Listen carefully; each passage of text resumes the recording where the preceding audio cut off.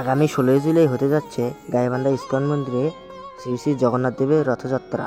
আর এই উৎসবকে ঘিরে গাইবান্ধা ইস্কন মন্দিরে এখন চলছে শেষ মুহূর্তের রাজকীয় প্রস্তুতি।